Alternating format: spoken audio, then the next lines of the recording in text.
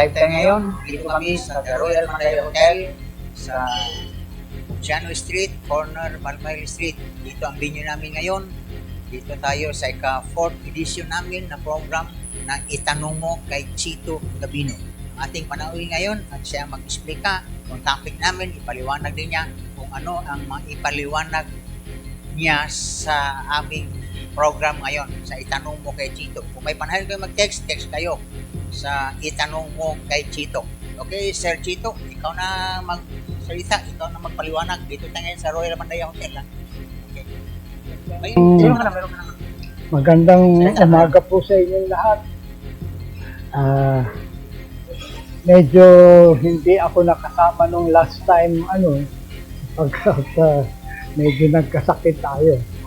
But anyway, let me first comment dun sa 4 na programang binanggit ni President Marcos Jr.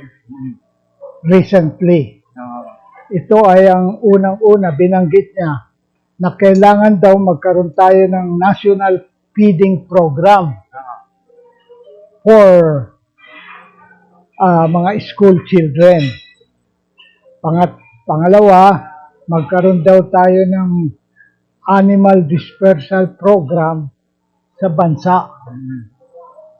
At ang pangatlo ay magkaroon daw tayo, labanan daw natin ang korupsyon sa bansa. So, yan ang 3 binanggit niya recently. Ngayon, gusto kong unang-una mag-comment ako sa National Feeding Program for school children. Alam mo, dapat bago ka magkaroon ng National Feeding Program, magkaroon ka muna ng National Deworming Program. Dahil karamihan ng ating mga school children, maraming bulati sa tiyan. Hindi sila na bibigyan ng tunay na asikaso sa health ng So kung magkaroon ka ng National Feeding Program ngayon, na wala ka pang deforming, patatabain mo lang yan, yung mga bulati ng mga bata. Kailangan mo na i-deworming mo na. Kailangan bago ka kayong nasa national government, before national feeding, meron mo ng national deworming program ng mga kabataan. Alisin yung mga bulati. Alis lahat ang bulati. At saka mag-feeding later on. After deworming. Yan. Medyo kinukulang nga sa isipan nitong ating mga policy maker. Pangalawa, walang advisor siguro wala makatulog. Pangalawa, magkaroon daw tayo ng Animal Dispersal Program. Matagal ko na rin pinag-aralan itong programa na ito. Ang dapat dito ay i-disperse, i-devolve sa local government ng national government ang programang ito. Hindi ito makakaya ng national government sa dispersal program na maging epektibo. Kailangan yan, tutulong muna, i-devolve muna sa regional government natin, then maybe later on sa local government na pababa. Ganun. At saka pagka nagkaroon ka ng Animal Dispersal Program, ang sa tingin ko, dapat mag-focus tayo sa mga kambing. Because yung kambing, mura lang ang feeds niyan. Mga damo lang kung saan marami tayo. Dito nga sa Mindanao, namamatay ng old age sa mga damo. Yan ang pakain natin sa mga kambingan. Imbis na mag-aano tayo ng mga baka, baboy, madaling magkasakit pa yan, dun muna tayo mag-focus sa kambing. Total, ang sarap-sarap naman yung laman ng kambing. Di ba? Yun ang aking masasabi dyan. Now, dyan naman sa fight against corruption, yan nga, dapat i-devolve ng national government ang many of its power and funding. Hindi rin makakaya ng labanan ng korupsyon kung national government lang ang programa. Kailangan yan sa local government din, isasagawa ng labanan na yan. Because even yung corruption ng ano na yan, dapat yan magsisimula talaga sa bahay natin, bawat bahay. Dahil it involves yung mga honesty ng bata eh. So, pag yung mga bata lumaki ng dishonest, ano pang kalalakihan yan? Kung anong itinanim mo sa kabataan, yan din ang aanihin mo. Kung walang mga values formation ang gagawin mo dyan, talagang yan, sa kabataan yan, at mag-uumpisa dapat yan ang mga pagtuturo sa mga magulang. Dahil dyan mag-uumpisa ng ano. So, yan ang mga komentaryo ko muna dyan sa mga nabanggit na programa ni. Ito namang corruption nga, bandang huli, itong corruption, talagang isama mo dyan talaga ang mga local government officials sa paglaban sa korupsyon. Hindi makakaya yan ng national government kung sila-sila lang doon sa itaas maglaban ng korupsyon. At saka mahabang labanan talaga yung korupsyon because it deals with ang problema natin kasi as a people, yung ating spirituality at morality mukhang nababawas-bawasan imbis dumami, mukhang lalong lumulubog tayo sa ating napaka-Kristiyano pa naman ang bansa natin. Pero karamihan ng ating Kristiyano ay yun nga, yung isang sinulat ko na na kung may panahon pa tayo, banggitin ko na kung paano maging tunay na Kristiyano. Yan ang hindi masyadong naituturo maski ng mga pare sa ating mga faithful. Okay, we are Christian, pero paano tayo magiging tunay na Kristiyano? Yan ang hindi ang kasagutan dyan. Kung gusto mo maging tunay na Kristiyano, kailangan gagayahin mo ang ugali at ang mga pinaglalaban ni Jesus Christ. Yun ang mo, you must be Christ-like para mo malaban maging tunay ka na Kristiyano. Pag hindi ka Christ-like, medyo hindi ka, kaya examinin mo sarili mo, ikaw ba'y Kristiyano? O ikaw ba'y katulad ni Jesu Kristong pinaglalaban nitong ganito o ibang pinaglalaban mo? Yan lang. Kristiyano ka naman, pero sa pangalan lang. Karamihan nga ng ating mga politician ngayon, puro Kristiyano man yan. Religyoso sila lahat. Religyoso pa. Pero wala tayong spirit. Religyoso. Hindi mo makita sa gawa nila. Yan nga, tayo masyadong simba linggo-linggo, mag-prosesyon tayo, mag-celebrate tayo ng mga fiesta, yan ang religious. Pero kung yung buhay mo magre-reflect talaga ang tunay na Kristiyano, you must be Christ-like.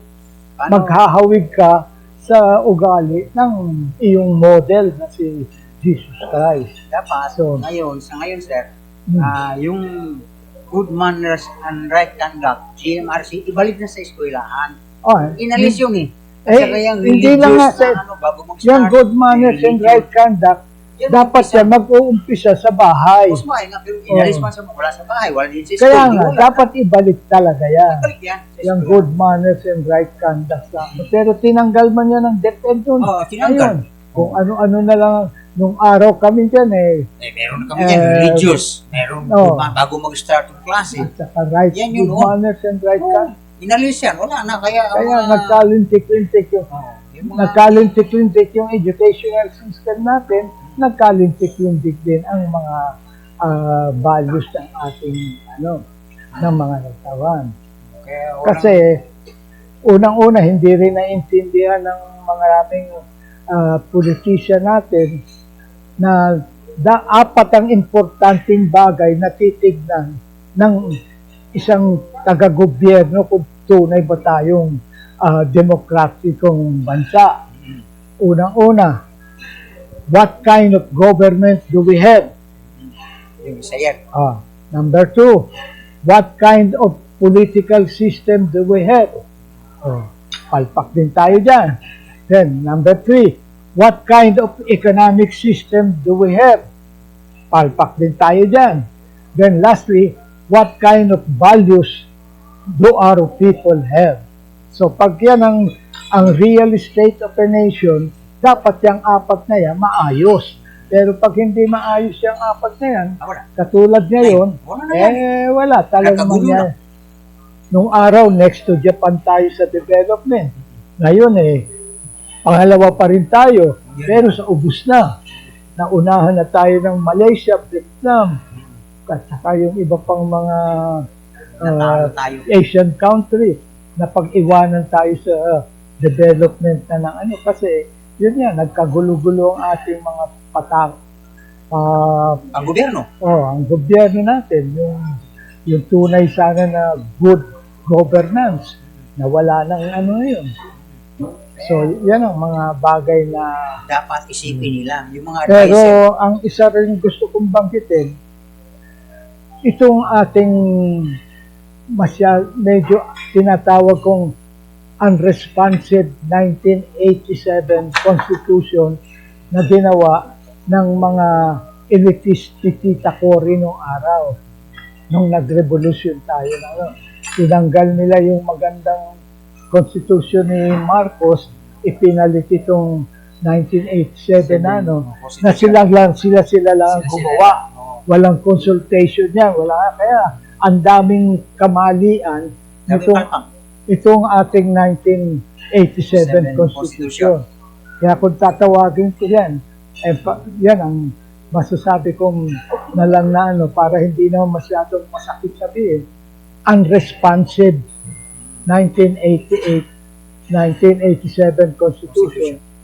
Hindi na sumasagot yan ngayon sa mga kailangan ng bansa natin. The needs of the time. Lalo na ngayon, marami ng technological advancement. Meron ng artificial intelligence.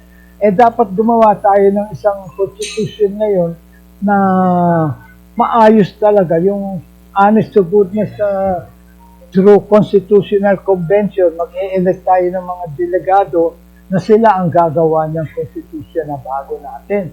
Napaka-importante yan. Kaya yung ating mga pinananahihingi pa na magandang panggobyerno, hanggang ginagamit natin yung 1987 Constitution, hindi natin makakamit yan. Kailangan talaga mag-umpisa tayo sa pagbago ng ating konstitusyon. Motor muna tayo, sir. Mag-question ang isa nating kasamahan ng cameraman natin sa Kadangpan News. Walay mo doon. Ikaw na mag-doon. Alright, sige.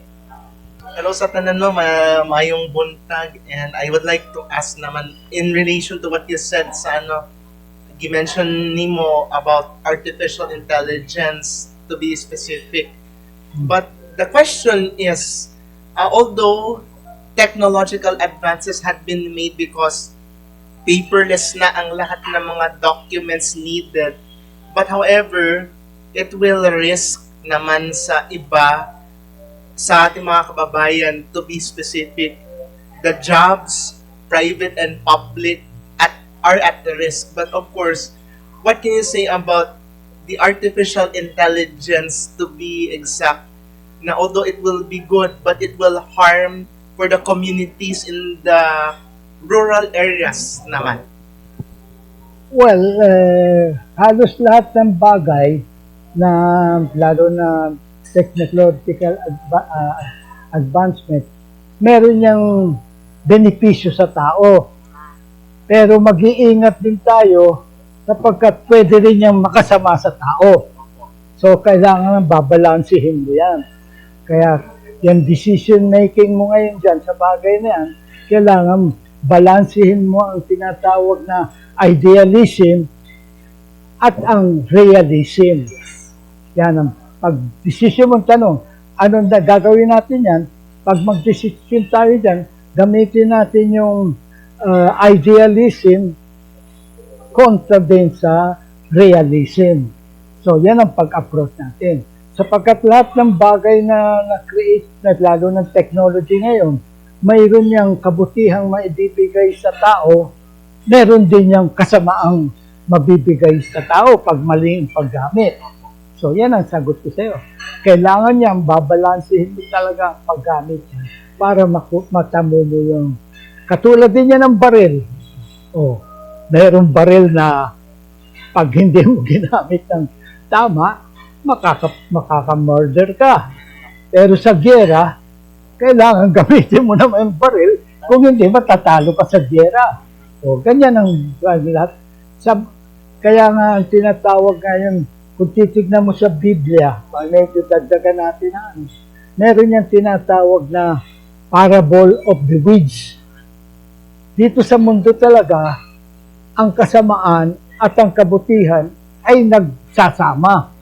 Hindi mo pwedeng tanggalin lang yan isa at iiwanan mo isa. Ginawa rin yan ng Diyos na ang sa mundo natin dito, mayroong kasamaan at may kabutihan. Diyan tayo ngayon mahuhusga ng Diyos kung ano ang gagawin natin. Testing ground itong mundo eh. Hindi man itong final life natin. Meron tayong second life na eternal sinasabi. Dito sa mundo, namamatay tayo. Pero doon sa isang buhay, walang kamatayan yon. Forever yon. So, kailangan babalansin mo. Dito sa mundo natin, talagang yung kasamaan at kabutihan, nagsasama talaga yan.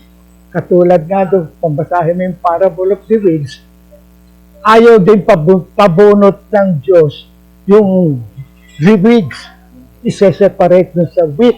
Dahil pag binunot mo yung weeds, baka maapektaran din yung mga wheat. Nakuha mo yun? Yeah. Kaya dapat magkasama talaga yan sa mundo ito. Yan. Kaya pag-aralan natin, bawat isa tayo, pag-aralan natin, mabuti talaga yan. Sa ating lalo na nga, yan sa decision making ng maraming politician natin. Kailangan na intindihan nila yan. You have to balance yung idealism at saka yung pagka-practical. Hindi pwede puro practical, wala kang ideals. Hindi naman pwede yung ideals ka lang ng ideals. Wala ka namang na balancing yan ganun ang natin. Yung sa against corruption, ano yung topic niya sa fight against corruption? Well, ang unang pag-fight mo, gusto mong fight ang corruption mo, kailangan yung constitution mo muna ang baguhin mo ng na it will redound sa makakatulong sa fight sa corruption. Pero kung hindi mo babaguhin yan, dahil marami rin dapat na baguhin dyan sa konstitusyon natin na yan, kaya meron nga ako sinulat ko sa isang pamphlet ko ng Education on Constitutional Reform. Marami doon sa ating konstitusyon na kulang ang nakalagay, na hindi na mga importanteng bagay na hindi na take into account ng mga gumawa nung mga tauhan ni Tita Cory doon. Kaya kailangan nga, ang unang-una nating gawin kung gusto nating magkaroon tayo ng bagong Pilipinas.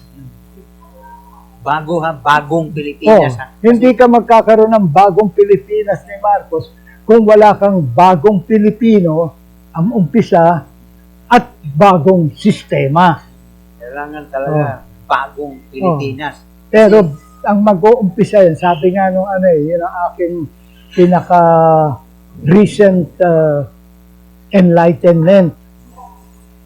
To change a nation, change first, to effectively change a nation, change first the mindset and behavior of the people. Yun ang uunahin mo talaga ang pagbabago sa katawan bago mo baguhin yung sistema. Para pagbagon mo ng sistema, yung mga bagong tao na bagong isipan na ang mag-govern sa pagbago niyan. Pero kung uunahin mo yung babaguhin mo yung constitution, maski anong gawin mo na, kung hindi mo binabago ang mga palaisipan at behavior ng Pilipino, walang mangyari din. Naku, kaya maraming hindi nakakaintindi. Kaya yan, tandaan po ninyo, ituro ninyo sa mga inyong mga estudyante, sa mga kabataan, sa mga ano. To effectively change a nation, change first the mindset and behavior of the people. Yan ang ating pinaka-message ngayong araw nito. Now, kaya ngayon, sa aking pag-aaral, gumawa na ako ng isang tinatawag kong People Renewal Program. Meron na akong tinatawag na Be a New Filipino Program. Pag inadapt mo yun, kung paano mong babaguhin ang ano, mag-uumpisa ka talaga sa sarili mo. Maraming mga bagay na ite-take into account mo na hindi maraming nakakaintindi pa ng ano ngayon. Kaya I hope they will, kaya ito nga kay President Marcos na bagong Pilipinas, wala mangyayari dyan pag wala kang bagong Pilipino at wala kang bagong konstitusyon. Nakuha mo yan? Meron bang binabanggit si Marcos ng bagong Filipino program? Wala. Mabuti pa yung panahon ni Ramos, meron siyang moral recovery program. Yung moral recovery program ni Ramos. Pero after Ramos na yan, wala nang ibang presidente na nagkaroon tungkol sa moralidad at spiritual ng Pilipino. Diyan ka mag-uumpisa talaga. Then, pagkatapos mong maka-launch niya, short-term, yan ang unahin mo, then, magkaroon ka ng constitutional reform na ngayon. At dapat yan, pag binago mo ang ating konstitusyon, mas demokrasya at mas lesser controversy kung mag-e-elect tayo ng mga delegado. Yun ang tinatawag na Constitutional Convention, pagbago ng ating konstitusyon. Yan. Pag hindi natin na isagawa yan, dalawa na yan, pagbabago ng tao at pagbabago ng sistema, at paikot-ikot lang tayo katulad na nangyayari ngayon. Paikot-ikot lang tayo. Mapalitan ng ibang presidente. Maski sinong ipalit mo dyan ng ano, walang kabaguhan sa Pilipinas. So, yan ang aking sana tinatawagan ng ating mga katauhan, ng policy maker, na maintindihan nila yan. 4 po ang importanteng baguhin natin sa ating buhay. Ang ating panggobyerno, ang ating sistemang politika, ang ating sistemang ekonomiya, at ang ating values ng mga tao. Pero sa 4 na yun, yung number 4 ang uunahin mo. Tao muna, bago sistema. Ewan ko kung anong komentaryo mo sa aking sinabi. Siyempre, naiintindihan din natin yan. Pero yung dapat sa lahat yan, pag nakita nila ang program natin na live tayo ngayon, at nakinig sila, so, pag-aralin nila kung ano mga nasabi mo, kung nanood sila ngayon live, na-replay pa ito. So, pag na-replay, nanood nila, intindihin nila, at gawin nila. Yun ang masasabi ko. Yung sa next forum natin siguro, dahil ikaw ba'y Kristiyano? Oo. Ikaw... Lahat tayo Christian tayo dito. Christian mo rin? Hindi. Christian pero, tayo. Examinin natin ang ating buhay. Tayo ba ay tunay na Kristiyano? Ano ba yung naituro ba sa ating simbahan ng mga catechism ng kung paano maging tunay na Kristiyano? Wala. Kasi... paano puro tayo Kristiyano? Hindi naman natin alam kung anong tunay na Kristiyano. Di katawa-tawa lang tayo. We are the most predominant Christian nation in Asia. And yet we do not know what is true Christian is all about. Kaya yan ang isang topic na ating banggitin siguro. Para sa ikapip, segment. Segment natin. Pang-5. No? What kind of Christian are we? Yan ang Topic natin. medyo dinidevelop ko yan. Lapit na ano, tamang-tama, next month, and ayos na yan. Ayos na yan. Ating topic. So dito siguro Pero, natapos ang ano natin, program o at dito natapos na ang program namin, balik kami by hindi. Hinamtin mo naman yung ang talagang binabantayan ng mga Pilipino ngayon, yung impeachment eh. yun na tao nakapokus doon. Kaya, Ang tao. Yun sila nakapokus sa ano.